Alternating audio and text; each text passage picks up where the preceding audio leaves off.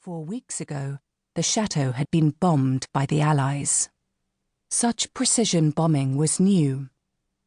The heavy 4-engined Lancasters and flying fortresses that roared high over Europe every night were inaccurate. They sometimes missed an entire city. But the latest generation of fighter bombers, the Lightnings and Thunderbolts, could sneak in by day and hit a small target, a bridge or a railway station. Much of the west wing of the chateau was now a heap of irregular 17th-century red bricks and square white stones. But the air raid had failed.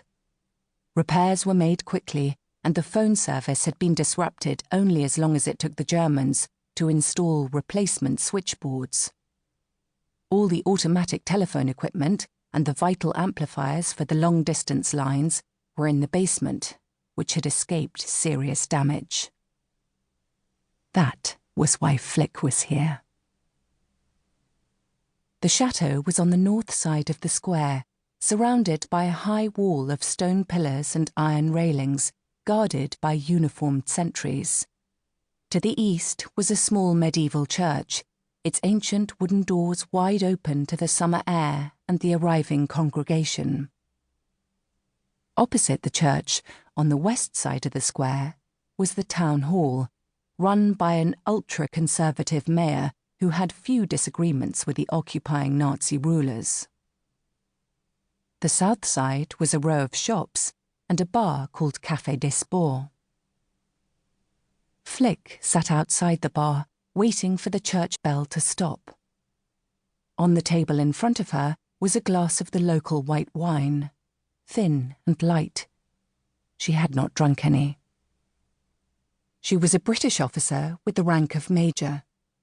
Officially, she belonged to the First Aid Nursing Yeomanry, the all-female service that was inevitably called the Fannies. But that was a cover story.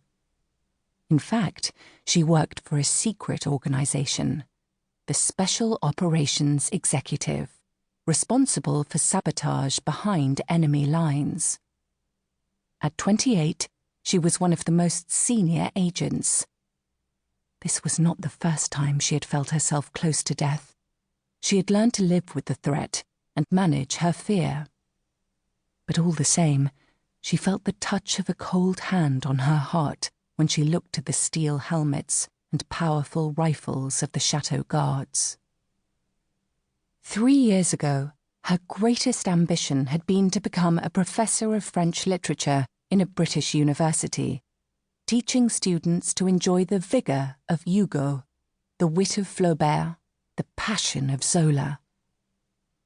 She had been working in the War Office, translating French documents, when she had been summoned to a mysterious interview in a hotel room and asked if she were willing to do something dangerous.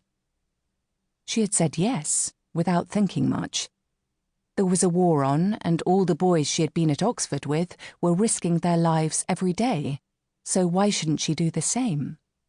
2 days after Christmas 1941, she had started her SOE training. 6 months later, she was a courier, carrying messages from SOE headquarters at 64 Baker Street in London to resistance groups in occupied France, in the days when wireless sets were scarce and trained operators even fewer. She would parachute in, move around with her false identity papers, contact the resistance, give them their orders, and note their replies, complaints, and requests for guns and ammunition. For the return journey, she would rendezvous with a pickup plane, usually a 3-seater Westland Lysander, small enough to land on 600 yards of grass.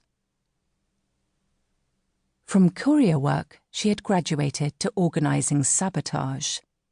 Most SOE agents were officers, the theory being that their men were the local resistance. In practice, the resistance were not under army discipline, and an agent had to win their cooperation by being tough, knowledgeable, and authoritative. The work was dangerous.